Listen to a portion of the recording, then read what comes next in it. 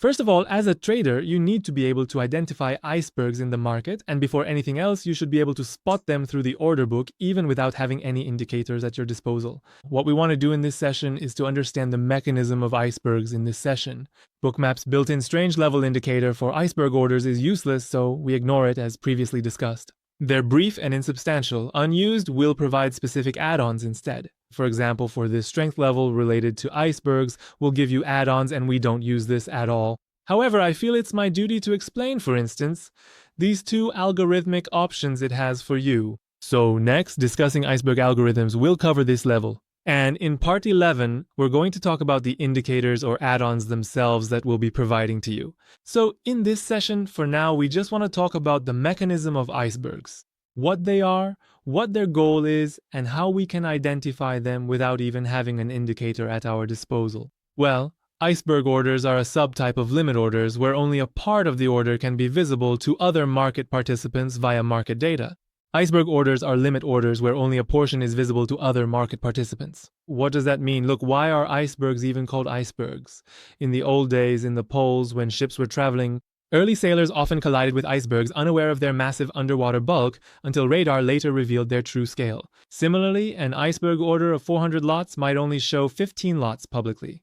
The remaining 385 lots stay hidden, reloading as the visible portion is consumed. This limit order only reveals a fraction of its total size to the market, extending the functionality of standard limit orders.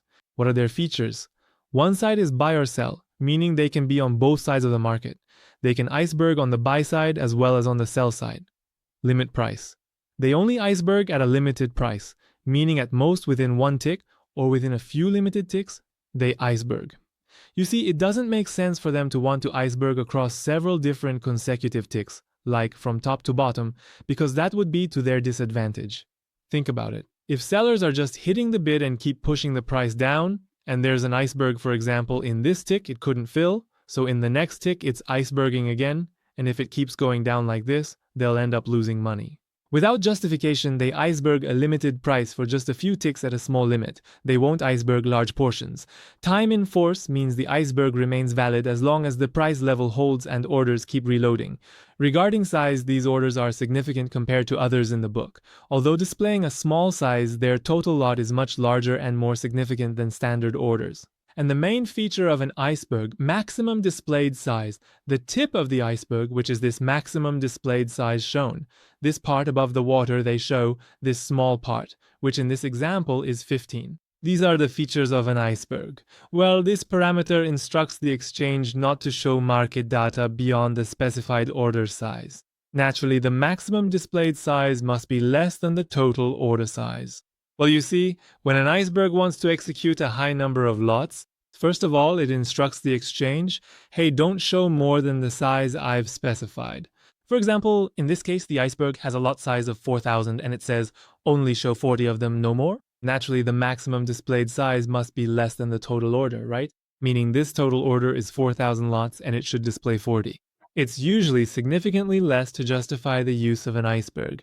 If it wants to show all of itself, let's say not even all, but for example, suppose it shows 2,000 out of these 4,000, well then its hand is revealed and there's no justification left for it being an iceberg.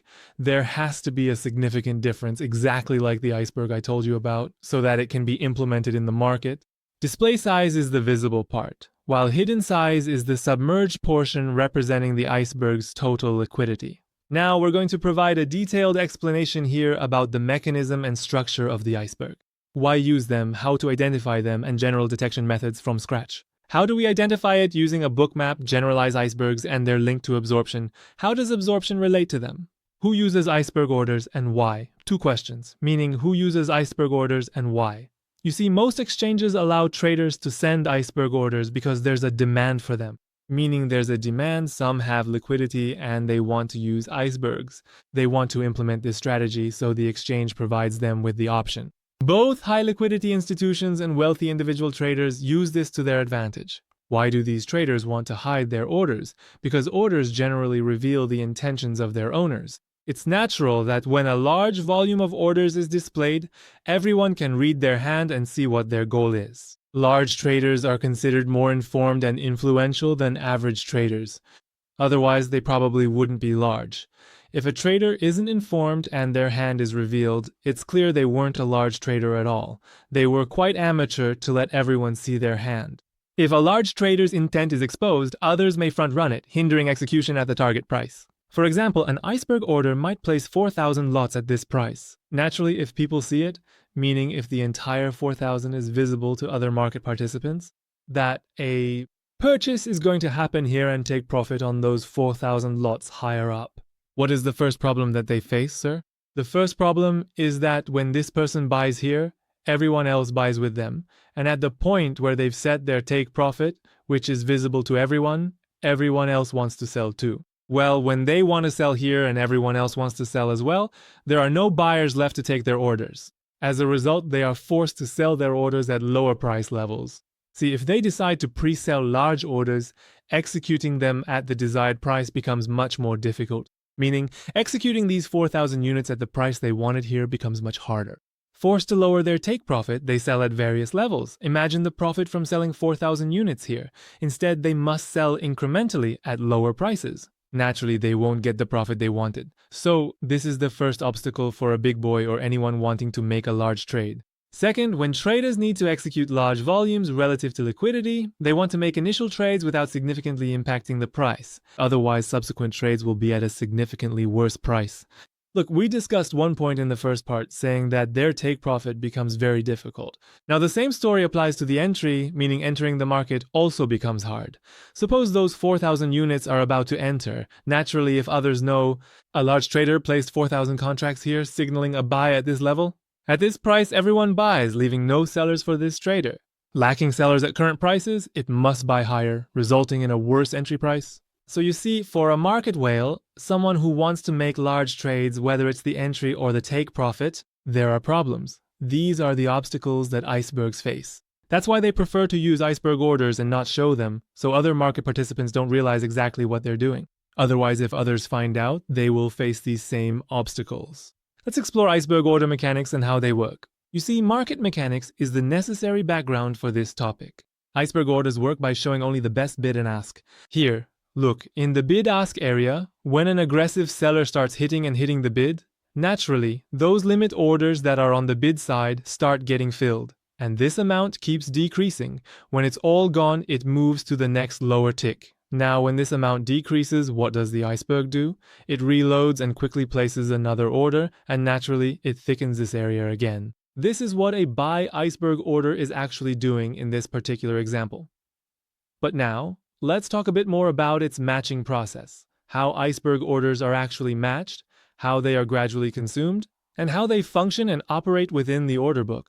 And also, how can we identify them in the order book without having any indicators at all? Look, we have an iceberg that's going to sell at a price of $27.77.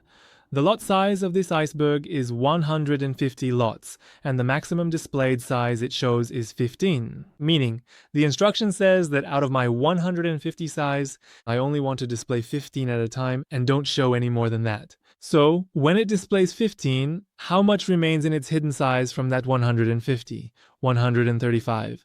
Other market participants are also present at that price tick. One has placed 25, another 10, another 20, and so on. Now, suppose an aggressor, these are sell orders, right? Suppose an aggressive buyer comes and lifts the offer, meaning they start hitting the offers, and let's say they consume 25, meaning they take the first 25, and from this 10, they take 5.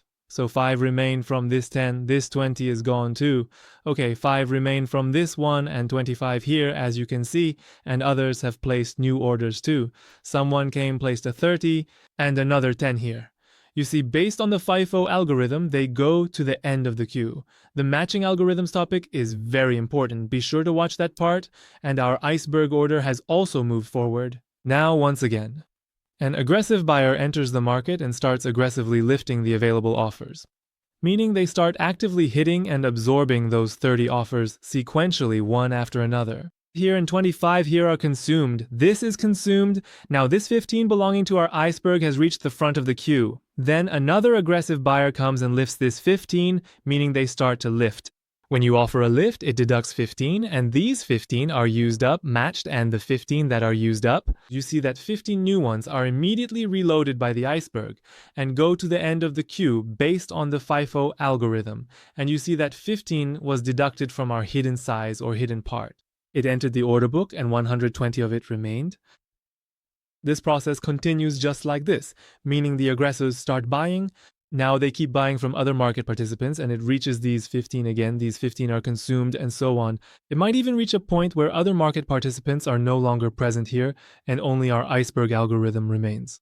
Meaning the aggressor keeps buying and these 15 keep reloading. They consume 15 and 15 reload again. This happens until either the aggressor gives up and the Iceberg wins, or the Iceberg size is exhausted, and finally the aggressor passes this price and moves to the next level. This is what essentially happens, in other words, with so-called icebergs in the order book, particularly with the first in, first out algorithm. And now consider if our algorithm is LMM, meaning lead market maker, led by the market maker, and the market maker is also an iceberg. What happens then?